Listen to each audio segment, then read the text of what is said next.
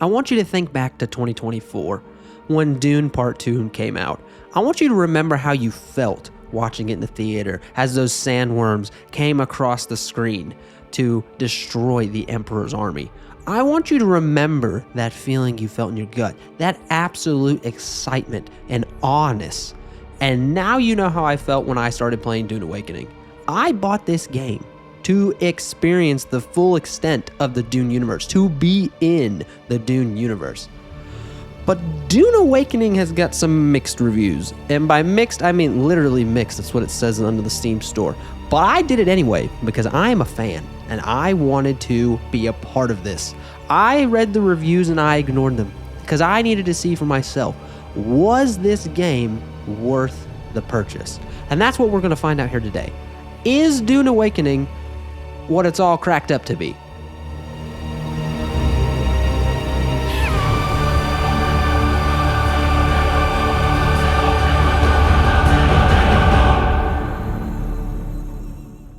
We're going to start right off the bat here with the opening. The opening scene is awesome. I mean, just take a look at this. Take a look at this. Path saw the Imperium rise from the ashes left in the wake of the Great Revolt.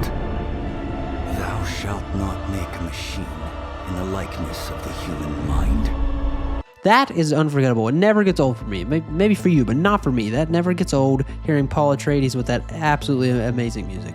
It's great.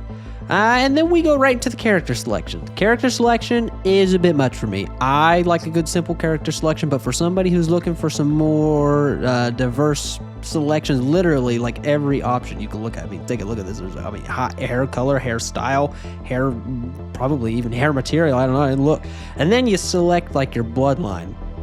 Caladan, just like Paul. A world of water.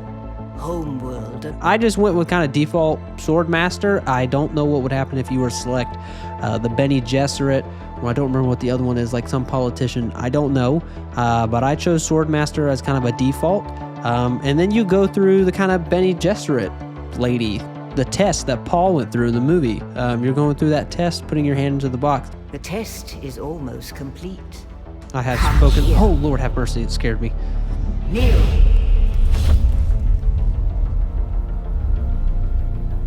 Put your hand in the box.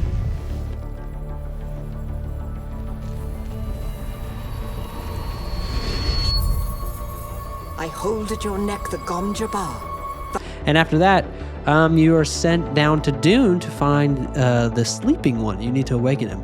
And that's when you come across this handsome freaking devil. This absolute John Wick of the Dune Awakening game. His name is Zentara. And I mean, look at this. He just shot this ship down. Look at that. Boom. Ship down. Coming down. Dead. And you meet this man. And he actually he shoots the ship that you're in. But that's okay. We forget about it. I guess we just forget about that. I forgot about it. I mean, I just looked in his eyes and I forgot about it. That's not gay. It's not. He's got Dune eyes, and that's yes. Anyway, moving on. But he ends up helping you. You wake up in a cave. And those still suit know nothing, just with the stuff. I think he drug you in there. And then you start with the basics of the game. I struggled a little bit with the hydration system, and that is not a bad thing. It was more of just something I'm going to have to get used to. But I was able to easily adapt. It was definitely challenging. I actually enjoyed it. It made the Dune game a little bit more realistic for me. Oh, this looks like it could be pretty out here.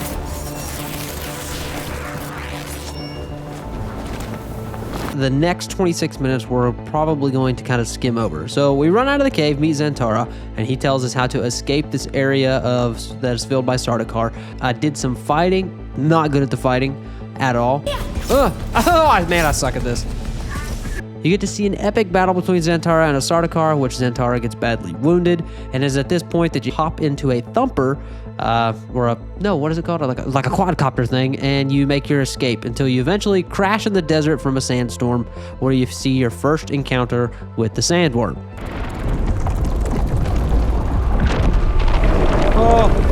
Oh my gosh.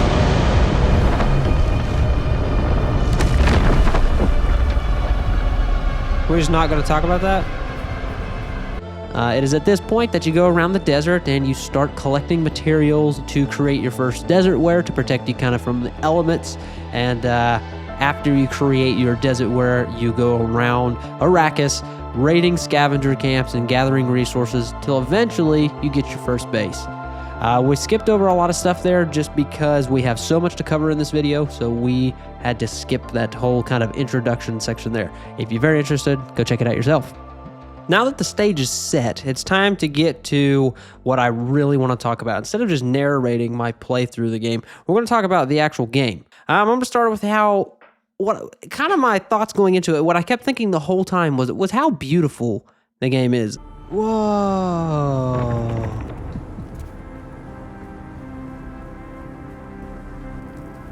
Whoa, get off my screen. Whoa, that's pretty cool. I mean, Arrakis is literally beautiful. The Dune universe, if you just put people on Arrakis, is definitely made to be an open world survival game. It's perfect.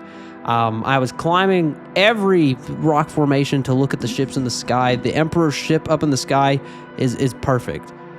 It's awesome. I mean, it just sets the perspective for this game. I mean, I literally drooled over this thing. I was watching the Sardaukar patrol ships going around, just watching anything go around, watching the sandworms go around. It's awesome. The sunsets, everything. Gosh, there's so much to explore here. That's a cool looking ship.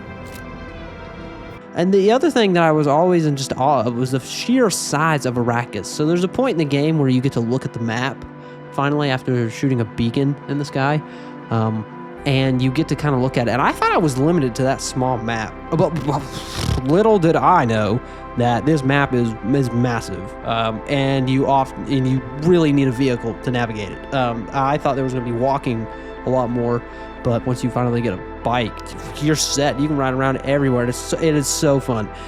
Oh wow, we're really doing it now. I don't know if I can get past the sandworm, but I'm going to try. And the survival elements of Dune Awakening I found actually very appealing to me.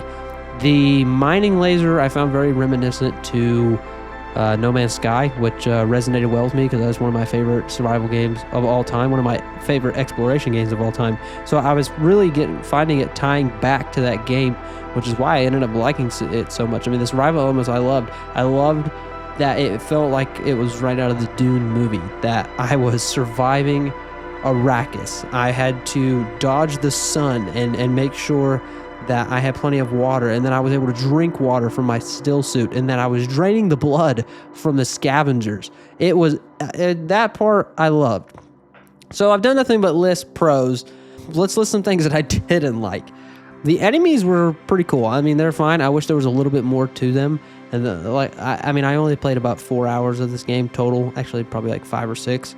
But I spent most of it exploring on my own, not really fighting. The enemies were kind of annoying. And that's really not because of the developers or the way the game is. It's because I suck at the fighting part. Once I did craft myself and kind of like an AR rifle, I did a lot better. But the close combat stuff, I'm actually a big fan of close combat games, but for some reason I couldn't get it down. I don't know if it was the way it was, a third person. I don't know. Another con, which I see a lot of people say, is the story. I have yet to finish the story, so I can't give a full yes or no on that, but I was not very interested in it from the start. Zentara was cool. I kind of liked how he was just the guy to give you the tutorial, but as far as the story goes, I wasn't really into it. When you start seeing the spice visions, where this is a game set in the universe where Paul Atreides was never born, I'm assuming that you're kind of becoming this Paul Atreides because you're supposed to find the sleeper.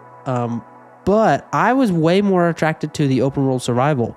And reading the reviews, that's what a lot of people said, is that if you don't look at this for a story game and you look at this as an open world survival game, it's perfect. And that's why there were so many mixed reviews. But that's okay, because I didn't actually get the game for the story. I got it for the open world exploration, and I give that a 10 out of 10. Let's get to my favorite part of all time, is the desert and the sandworms. So the desert is awesome. Oh my gosh.